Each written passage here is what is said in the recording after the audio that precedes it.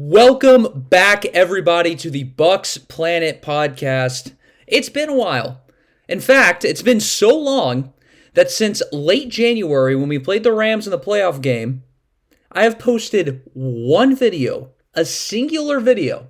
So, February, March, April, May, June, July, August. One video has been posted in the span of 7 months. I'm sorry, did I lose some interest in this? Yes. Now, I'm still going to make videos because I'm into it again, okay? It's just, the end of the season's so hard because you get all annoyed. They didn't win, there's a lot of hard feelings, and Brady retired. I was going to make a video on that, but then by the time I gathered my thoughts, by the time I kind of figured it all out what I wanted to say on my Brady video, then he came back, and then I was like, I should post a video for him coming back, and then it was just busy, life got in the way, kind of got, a little bit disinterested. Because my problem is if I don't post the video within like 3 days of the breaking news happening, I just feel like, it's too late, let's just not do it. And then I kept getting in that bad rhythm of, Brady came out of retirement, and then I was like ready to make it a week later. I was like, it's old news, who cares? But now I'm back, and a lot has happened. A lot has happened. And so we're going to get into it. So obviously, I didn't talk at all about the draft. I didn't talk at all about free agency. The only video I did post was discussing Bruce Arians getting replaced by Todd Bowles in a really awkward situation that I believe was kind of orchestrated by Tom Brady behind the scenes, unfortunately, because I really like Arians and I like Tom Brady, so it's like makes me sad that they're not getting along. So to briefly kind of just go over some of the free agent signings, I think the biggest ones are during the free agency period specifically was Russell Gage, wide receiver, Atlanta Falcons. He'd been killing us, all last year. So that was kind of funny that he's now on our team. And then Akeem Hicks is a good signing. In fact, I think it's the best one because Ndamukong Suh, for whatever reason, is expensive. Okay, I don't know why. He asked for a lot of money, and he doesn't do a whole lot.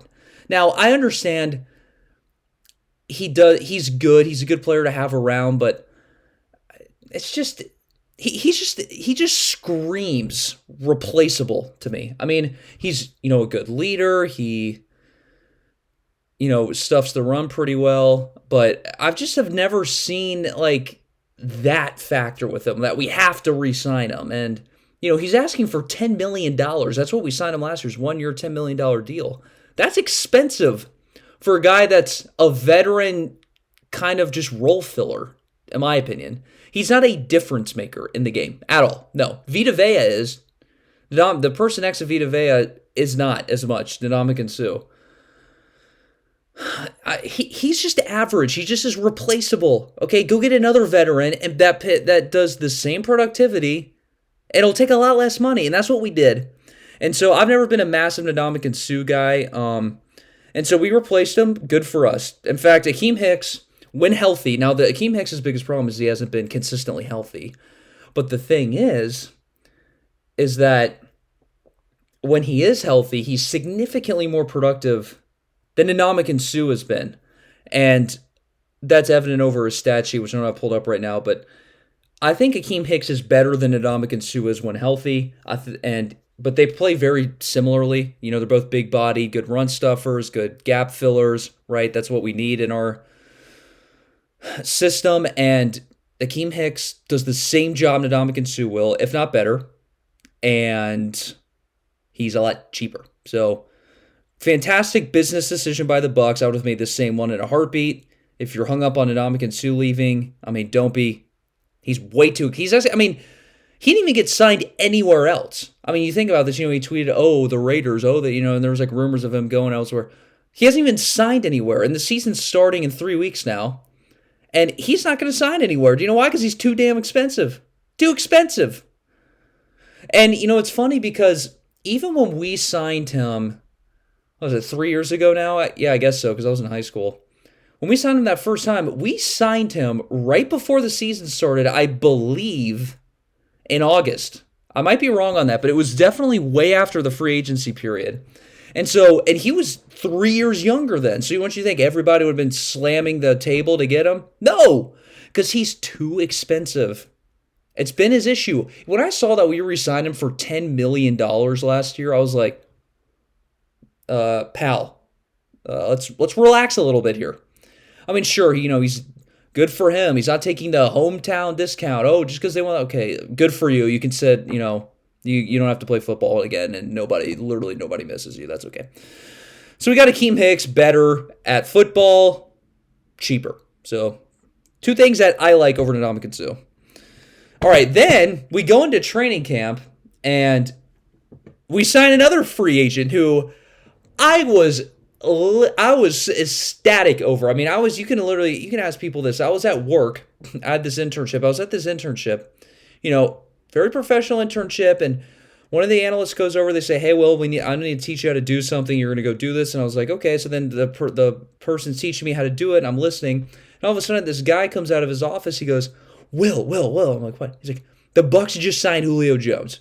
And the analyst is in the middle of explaining me how to do something on the computer. I just dropped everything, ran to my desk, got my phone, was like, "Oh my gosh, we signed Julio Jones. Can you believe this?" And I was like posting about it everywhere. Look, this is a fantastic signing. It's a fantastic signing. I mean, there's nothing else I can say about it. A lot of people there's a couple people that were not super high on it. I remember even in the office. But here's the thing. Julio Jones was not healthy last year. He was not healthy last year. And he was kind of not healthy the year before last. So there's been issues with that, and that's why his play and productivity has declined. Okay, we understand we're not getting the Julio Jones from 2012, 2013. That was, one of the best receiver in football. Okay, we understand that. But if you watch his tape, which I did, because, as an Alabama fan, I watched him all growing up, and he is still good. He can still play, even though, his health has been inconsistent. When he's been in, he's been good. And I know last year, look at the Titans, it wasn't that good, but it's the Titans. They had a lot of issues last year. Ryan Tannehill's not a great quarterback. They had A.J. Brown and stuff. Now he's going to be in a very crowded room of receivers. And even if he doesn't do that much, him just being there as a presence, as a locker room leader, to teach younger guys, to be along with the likes of Mike Evans, Chris Godwin, and his old teammate Russell Gage, who's now on our team, that just helps our team. It helps our team. And I believe that this signing is going to be, I believe he's going to be very productive. I mean, I don't know, some of you guys, you don't follow training camp like I do. I went to one of the training camps, and, I follow it every day. I read all the tweets. I watch all the clips that are online every single day. And he looks prime. That's not even an exaggeration. That's not even bias. He looks prime. Every single day, the Bucs on Instagram and Twitter, they'll post the play of the day, and it's just like whatever the best play was of the day, and they'll post it on Twitter and Instagram.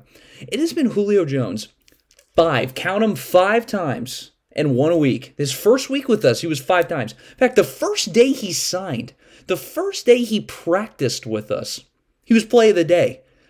Play of the day, first day he practices with us. He mosses one of our corners. I believe it was Zion McCollum, but I might be wrong on that. The video is like almost 3 weeks old now. And it was just every day. It was him. It was always Julio Jones making these insane catches. And I go there to the practice, and I see him making these leaping grabs over his head, over the Dolphins defenders, and it's insane. If he truly is going to be healthy all season, and he's playing as good as he's been practicing, this is bad news for the rest of the NFL, and it's great news for me and Bucs fans.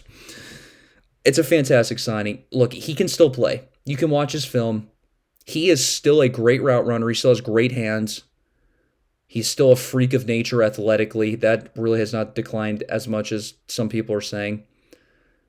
He's going to be good, I believe. If he can stay healthy, he's going to be productive, very productive. It's a great signing. It's a great signing. Julio can still play, and you're going to see. You're going to see. Now, we also signed Russell Gage. I can't remember. Did I already talk about this? I don't know.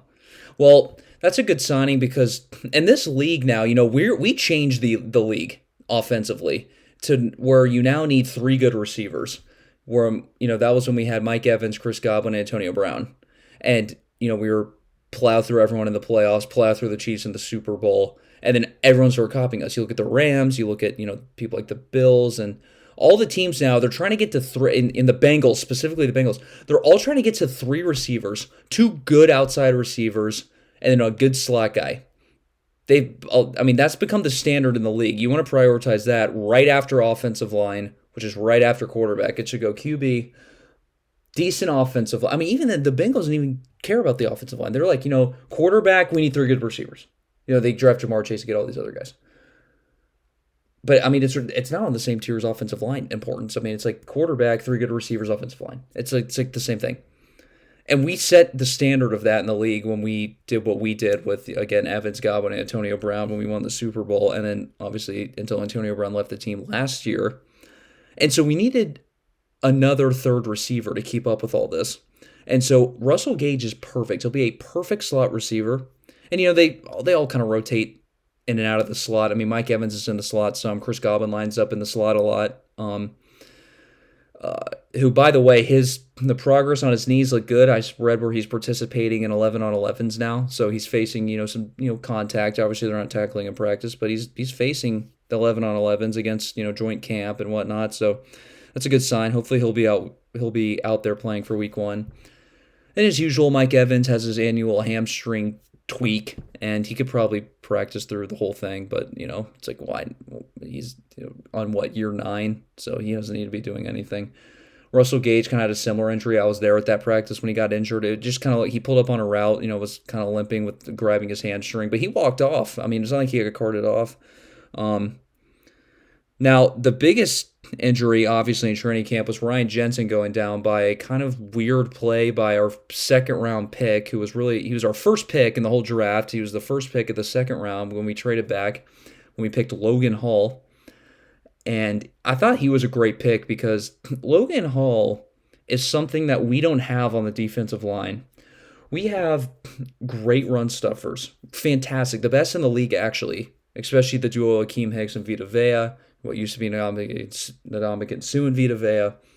But now we need guys that can, interior defensive linemen that can rush the passer. That's what Logan Hall brings. He's a pass-rushing interior lineman. He's not as big, in terms of weight as Vita Vea and Akeem Hicks because he's more of a athletic rush-the-passer guy. That's what we needed.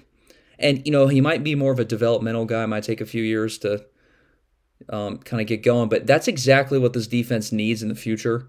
Now that, Vita Vea's locked up, it would be an insane tandem if you have Logan Hall, a great pass-rushing defensive lineman, next to Vita Vea, who's a great run-stuffing defensive lineman. So that would be a pretty unstoppable force, down a year or two from now. Hopefully, he just becomes good immediately. That's always the hope. But he gets kind of pushed by guard. Which guard was it? Was it Stinney? I don't remember. He gets kind of pushed into Jensen's leg. I kind of thought Logan Hall was going a little bit too hard there. He was going a little bit too fast and just kind of like a non-padded practice, and he gets kind of pushed right into Ryan Jensen's leg, who is now presumably out for the season. I guess they're saying, it could come back in December, but we know how that goes. If you come back in December, you're usually not really that good. So it's pretty much the whole season.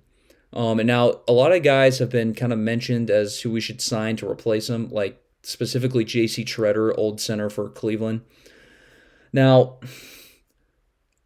that sounds good in theory, but their pass blocking scheme and their overall blocking scheme is a lot different than the one we run because they mostly run in Cleveland, run blocking, and we mostly pass. And there's a little bit of a different intricacies in both, and he wouldn't be a great fit for the offense, actually.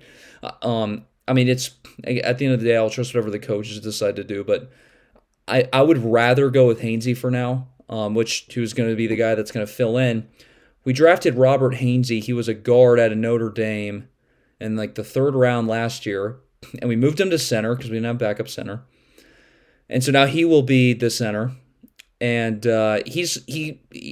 it was a little rough in the beginning. A lot of snaps going over the head, not a lot, but I mean, at least once or twice a practice, he would snap a ball over the guy's head. You just can't do that ever. And so he was good at that. And then he got a little bit better as practice went on. As there was more practices, he was facing all the starting reps, and I heard he's been a little bit better, so that's good. He looked decent in the preseason game. And it looks like they're going to go with Stinney at guard instead of the Gedecki, or Gedicke, whatever, Luke Gedicke out of, I don't remember where he's from, but he was our second-round pick in the draft this year. But it looks like they're going to go with Stinney for the guard position to replace Ali Marpet. We traded for Shaq Mason. That was a big free agency deal. I forgot to talk about that. It's not even in my notes. Yeah, so we traded for Shaq Mason. That was like an absolute fleece by Lice. Absolute fleece by Lice. He just got a starting right guard for a fifth-round pick. That's absolutely insane. So that'll be good. Because obviously we lost both of our guards. We lost Kappa and we lost Marpet. Right? Kappa signed with the Bengals. Marpet retired. Marpet's going to get replaced by Stinney, presumably, and then Kappa's getting replaced by Shaq Mason. It might be the other way around. I can't remember which side of the line they're on, but that's kind of the solution there. Now, another interesting person that we drafted in the draft, and we all know my feelings about the punter, Bradley Pinion, who's unfortunately no longer with us, tears. Let's go. We drafted a punter in the 4th round, and it was a very interesting draft pick because there was this one punter that I don't remember where he's from again, but his name was Matt Arezia. He was in college, and he set all these sorts of records. His nickname was the Punt God, and because he could punt the ball so far, and it was interesting. We didn't pick that guy, the guy that everyone thought was the best punter that they've ever seen in their life. We didn't draft that guy. We drafted this guy out of Georgia. And it's actually interesting because another punter was drafted, not by us, obviously, but by another team before Matt Arezia was picked. And he just had an 82-yard punt on the Bills. Matt Arezia did. So, time will tell if this ends up being, a good move. But basically what I read was this: we drafted a punter out of Georgia named Jay Camarda. And I guess what we liked better is, while he doesn't have the leg, nobody we've ever seen does the leg of Matt Arezia, but Jake Camarda, and I guess the other punter that was drafted too, they're more accurate. And the NFL accuracy is almost more important, especially when you're on good offenses like ours. I guess the coaching staff figured we're not going to be punting from our own 20 all the time. In fact, most of the time we're not going to be. So we predict that we're going to be punting in between our 40-yard line and their 40-yard line, right? And that's where you really need to pin them. And that's where Matt Arezia was not as good. Right, Jake Camarda is a guy that can really pin him in there, and we saw him do it. We saw him pin in the preseason game that I went to. We saw Jake Camarda, they were punting at about the 50, and he pinned him inside the 5. I mean, in fact, he literally had to catch the ball at the 5. It was a great punt. And that's what we need, because Bradley Pinion was terrible. Every stat said he was terrible. I said he was terrible all year. But, as usual, the normal process for you guys to understand things is a little bit slower behind mine, because I'll come out here and after week 1 I'll be like, this guy's just terrible. Or after 2 or 3 weeks I'll be like, this guy's terrible, we should get rid of him. Why keep him? But of course, most of you guys, not all of you guys, but some of you guys, most of you guys will be like, oh, well, you're overreacting. And then lo and behold, he was the worst punter all season. And then we get rid of him. We literally drafted a punter to get rid of him. We didn't just sign a guy that was like, okay, I'll go competition. We drafted a punter and then cut Pinion before training camp even started. That's how bad he was. That's how bad the coaching staff viewed him. You don't even get a chance for a competition. We're drafting a guy to outright replace you, even though you have a year left of your contract. So, see you later, Pinion. Fantastic move. And we'll see how this new punter does. He had a shaky, he had a not a great punt in the beginning of the preseason game, but it might be nerves and stuff. We'll see how he is when, as this goes on. But I think he'll be good. He'll definitely be better than Pinion. That's what I'll say, because this guy's going to be accurate. We've already seen it. And then another interesting thing about training camp so far is on the special teams line as well. They've been kind of using some more guys in special teams. for kick returning. So last year was Darden. He was terrible at returning kicks. In fact, he was just terrible as a football player all year. In practice, they all have been saying that he's looked a lot better. That remains to be seen to me. I mean, he had a great preseason game. He caught that one pass, one target, one catch, and he caught that ball, and it was a great pass by Gabbert, who looked fantastic. And Darden made a great catch, great play, great route. Ball was accurate plays. He caught a touchdown. It's great, it's great all around.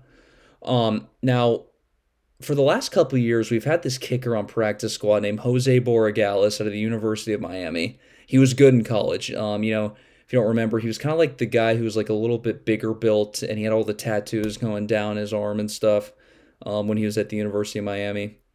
I remember always watching him the last like 4 years or so, and because I'm an FSU Alabama fan, so their games kind of coincide with FSU's a lot. Now, we've kept him on practice squad and have protected him from being signed by another team for 2 years, which is quite the investment. And I think ultimately they want him to succeed Suckup once Suckup's done. Borregales has a big, big leg, but Suckup's the veteran. He's the more accurate guy, and he's the guy that should be the kicker this year. Now, they've been trying to get Borregales more reps. They're trying to make it more of like an actual competition this year. Unlike years past where they've kind of just outright gone with Suckup the whole time. Now it's really a competition. They really were like, it's going to be 50-50. Training camp starts. Let's see who gets it. And Borregales, was looking good. He was kicking 50-yarders in practice, doing all those things. He hit a 55-yarder, I believe, in the game. But there's not going to be a lot of opportunities for him to have what he had in the Miami preseason game, which is a walk-off field goal attempt, a game-winning field goal attempt that is 50-plus yards. You're not going to have that situation a lot. In fact, maybe never again in a preseason game, because I would assume next week they're going to go with Suckup, then the week after maybe Borregales. I don't really know how they're doing it, but you have to take advantage of that. And I understand they iced him. He made the first kick when they iced him. But the second kick, I went back and watched. I said on my story, I was like, oh, the kick got blocked. That sucks. We lose. But, it's a preseason game. Who cares? But for these guys, it really does matter, especially the kicker.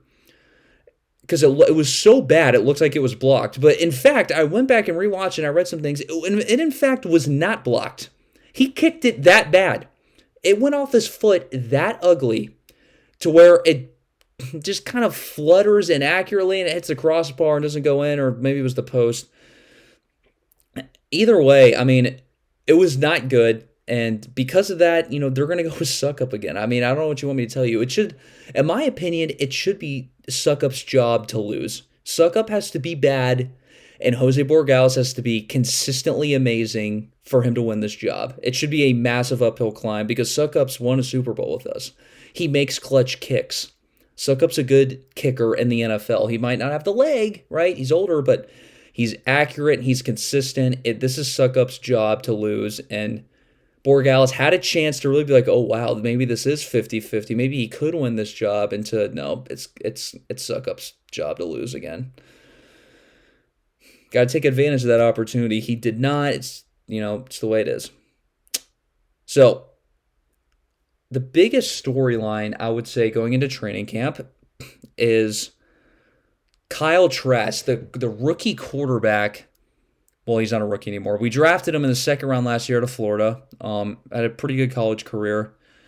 And I made a film analysis video on why I didn't think we should draft him and why I thought we should have drafted Davis Mills, who's now at the Texans, who's going to be their starter, and he's actually pretty good. But we didn't do what I said, and, now we're in this situation. So it's been pretty bad for Trask so far. He has been awful in training camp by every report. Every report. It's not just one guy saying it. It's not two guys saying it. Every single Bucs writer, every single Bucs reporter that goes to training camp, that reports on the stats, says he has looked nothing less than miserable, awful, terrible. One of the worst quarterback practices training camps that we've ever seen. That's what they've all been saying. It's been interception after interception after ugly pass after ugly pass after bad read after bad read. And so I was fully expecting us to go into this preseason game and being like, he's going to throw 4 picks and then he's not going to make it home off the bus after the game. before we send him packing out of the locker room. Now, it started off like that. He had his first drive, he didn't really do anything. I mean, it was very conservative, throwing, nothing more than really like 5 yard passes and then screens. And they had a scoring drive. You're like, okay, well, he didn't really do anything, didn't really show that much, so we'll see. And then the next drive, he throws an interception that I believed, it was an insane interception that was really just caught in between two guys' legs. But it was an example of an issue with him. His two issues are his throwing motion takes way too long. He doesn't have a quick release at all, so it allows players to make plays on the ball that where they wouldn't have been able to, and with guys like Josh Allen, Mahomes, and Tom Brady. And he is not great at just taking a sack, right? He needs a perfect pocket. He needs a lot of things to happen for him to be really effective. And so he's just not great at just knowing how to take a sack and kind of, fight through that and stuff like that. But so the whole issue of him not being able to take a sack came up again when, and you can watch my film analysis, I talked about all this in that video.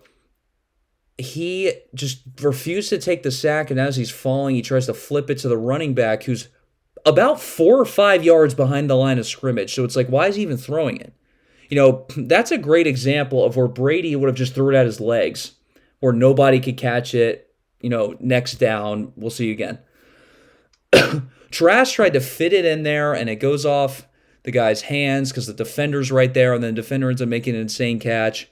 It was Trask's fault. He shouldn't have thrown that pass, and if he should have just tried to throw it at the dirt and got another down or taken the sack. That's what he should have done.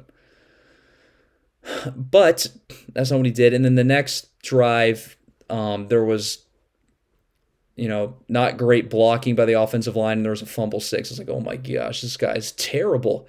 He had threw a bad interception, and then now he had a fumble six, and it was the same issue again. I mean, the guy's breathing down his neck. There's no way. Yeah, if he really can't feel the guy, then those are just NFL instincts that he just will never have them, because the guy was like not completely behind him. It was kind of like right here, and he's looking, and it's like you got to just know that you just have to take the sack there. Brady would have. Brady's so good at just folding up like a cheap tent right when a guy gets through and he knows he can't get it off. I know we're comparing him to the GOAT. It's kind of a hard, comparison there, But it just goes to show there's still a long way to go with him. But then I posted on stories like, this guy's terrible. But then after that, I mean, he lit up. I mean, I thought, honestly, after watching the tape, rewatching the game and everything, I thought Trask was really good, actually. I mean, he made some great throws. He had great timing, accurate. He had great touch on his touchdown pass was unbelievable. And I tell you what, that guy Stearns, I mean, I kind of want that guy to make the team, to be honest with you. I mean, he's so small, and he had something crazy. Like, he led the nation in touchdowns last year in whatever like D2 or D3 school he was in. But I mean, it's crazy. He's so short. He makes all these like insane catches. I'm into him. I'm into Stearns, actually. And he's making all these catches. We had a couple other no-names that were making some catches, like Johnston. But speaking of the Tyler Johnson that we do know, he had a fantastic preseason game. He had a drop, but he had a great preseason game, and he looked great. I mean, he looked like the best receiver out there. I mean, he caught pretty much every pass except the one drop, and he made great moves to make people miss in open field, stuff like that. Now, Trask didn't, he had one bad throw before that, I will say. He had a deep ball. This is other issue. His arm is not good. He has very below average to below average arm. And he threw a deep ball to Scotty Miller that was a little bit underthrown, and it was a little bit to the inside. That's kind of just, his deep balls just kind of die off. I mean, that's just kind of how he is as a player physically. Not terrific velocity. So Trask, I thought, looked pretty good. I mean, his touchdown, he bounced back after those interceptions and turnovers that, in a way that I didn't think he would, considering how bad he's been at practice. So he bounced back. He had a great, touchdown pass. Even on the game-winning drive or the game-losing drive, he did everything he could there. He did his job. He got us into field goal range to winnable position. He had a great fourth down play. That was the best play of the game, in my opinion, was fourth down. He hit a guy. He hit the tight end right in stride. He knew the coverage. It was a great play. So there was stuff to actually like a lot from Trask. There's still some things to build on, but he's going to work through that. Hopefully, at least hopefully, and we'll see how he looks in the Titans game this week. And then who did we play in the last week? I gotta look at this. I don't even remember who we played the last week of preseason. Let's see here. Oh, the Colts. Interesting. Yeah, so Titans this week, then Colts next week, and it'll be interesting to see how he looks for sure. Probably make another video on that and stuff, but hopefully, because now it's like the season again. I'm starting making more videos. Now, the last thing I want to talk about is a little bit of an issue with the starting quarterback of this team, Tom Brady, taking a leave of absence for 2 weeks. I don't know what to say. I mean, it's a little weird. Was this one of the things that Tom Brady negotiated for when he said he's going to come out of retirement and play for us, when he's like, okay, I want time off then so I can do this, this, and this?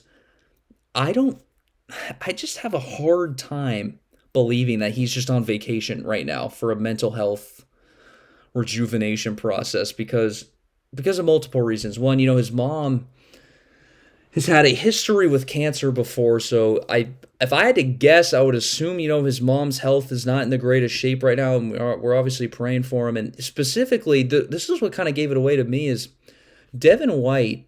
Now, he might not know anything either, but he said, we're all praying for Tom. He said that in his press conference. We're all praying for Tom. If Tom was on a cruise in Greece, I don't think he'd be saying, oh, let's pray for Tom. Oh, he's in his... It just doesn't make any sense because they're like, oh, he's just on vacation. It's fine. It's like, okay, well, then why did Devin White say we're praying for him? If I said to you right now, hey, I'm going to Italy for a couple weeks, you say, oh my gosh, Will, we're praying for you. I hope you can get through your vacation to Italy. I don't think he'd be saying that. So I think there's something up. And, I hope he's okay and his family's okay because that's... Obviously, football is just a game at the end of the day, and we want him focused for the season, obviously, too, but we want him to be okay. So, got to pray. Hopefully his mom's okay, and if it's not his mom, hopefully... There's like a rumor him and Giselle were getting divorced, and then that seemed kind of weird, too, because they were like... they both said this was planned before training camp to take this week off, so I was like having a hard time understanding if they were like... Brady and Giselle were like, okay, let's get divorced in the middle of August. I'll take off training camp just so we can go ahead and get divorced. Like, that just seems like a little weird to me. So I don't know what it actually is. Maybe we'll never know. But whatever it is, I don't think it's a vacation, and I don't think it's good for him. Like, I think something bad potentially happened. I don't know. So we gotta pray for Tom, and hopefully he comes back right after right after when they said he would, after the Titans preseason game this week, and everything's fine. Hopefully that's the case. So that's pretty much all I have this time. A little bit of a longer episode, but I went through a lot. So I'm gonna make more. I'm gonna make at least one more before the Cowboys game. So, yeah. Okay, how do I normally... I haven't ended a video in a long time. I don't even remember how to end the video. This is how sad this has become. But I'm going to keep making them, guys. All right, we're not going anywhere. I need like a little bit of an off-season transition, a little bit of an off-season break. And that's what I got. Now I'm ready to be back. And, I will see you guys next time, and go Bucs.